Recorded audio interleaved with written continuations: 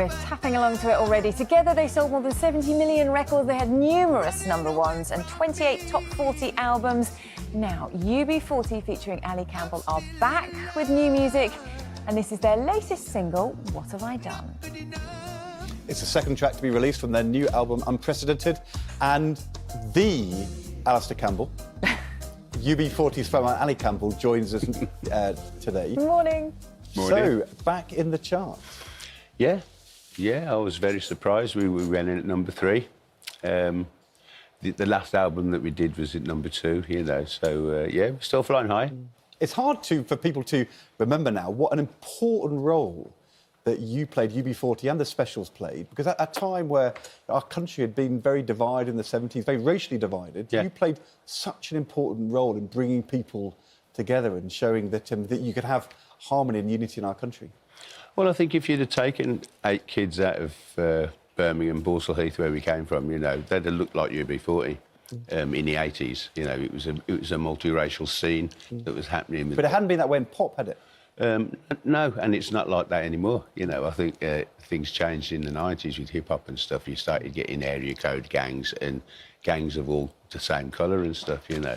So our Rainbow Nation thing didn't quite materialise, you know.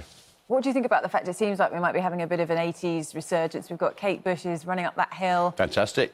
Reached the top, because, of course, it was you that kept her off that top spot, wasn't it, all those years ago? Isn't it strange how things come round? Was that with Got You Babe?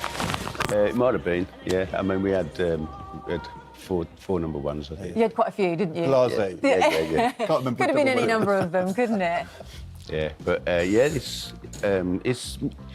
The music that we chose was a young music form anyway. When we started the band, you know, reggae was only like 11 years old, you know. Before that, it was rocksteady, and before that, it was ska, you know.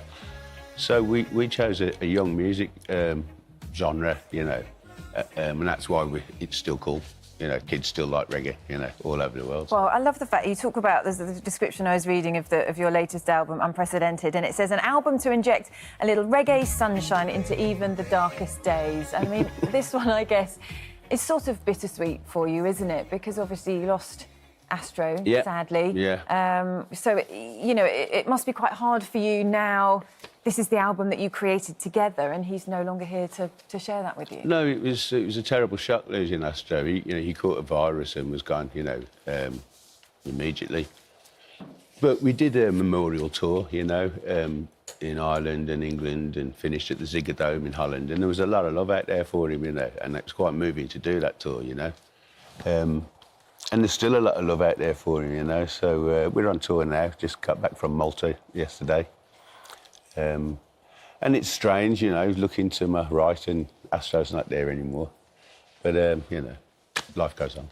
The Rolling Stones, though, have been playing concerts this summer, you know, kind of losing Charlie Watts, and they're still going on. 10, 20, 30 years' time, will UB40 still be touring? I don't know.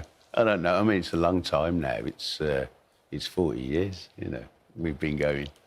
And I just feel like a thief or something, you know. It's like I've been getting away with something for all these years, you know. You still think maybe someone will turn around and realise? It's interesting, isn't it? You're still kind of carrying that political message with your music. You're still wanting to sort of, you know, have some meaning to what you're doing, aren't you?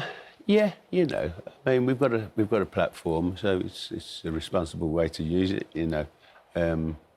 I think Astro's little bit about Boris and his friends being headless chickens on this album is quite accurate. And that was because of through COVID time, wasn't it? Yeah. Well, I think, you know, they've proved themselves to be very dodgy, haven't they, this government, you know. We started with Brexit and it's continued with COVID, and, you know, it's all very sad and very embarrassing abroad, I've got to say. And these are a big few weeks for Birmingham with the Commonwealth Games coming up. Yeah. Are you involved? No, I'm not, because I live in Dorset now. Yeah, but they should have invited you to come be there for the opening ceremony. Yeah, maybe I'll pop up. We didn't have Spandau Ballet at the Olympics. We didn't have UB40 at Commonwealth Games. What's going on? It's not too late, I reckon. You never know. Oh, well, listen, it's great to have you in. And, you know, what else have you got kind of coming up? You've got more touring, you've got more sort of getting your music out there for people to enjoy? Yeah, well, we've got the Unprecedented album, I said went in at number 3, so we were really happy about that. And touring in the UK? We're all over the place, yeah. We're all over the world. We'll be in Australia and New Zealand and Hawaii and where we normally go when COVID's not restricting us. Back out there, which is what people Back would out, love to see. It's And so thank exciting to be a you childhood hero, isn't it? for coming back in here to see us this morning. We appreciate it. Thank Good you to see very you, Ali much. Campbell. Thank you. Big Well, love. good morning, Britain's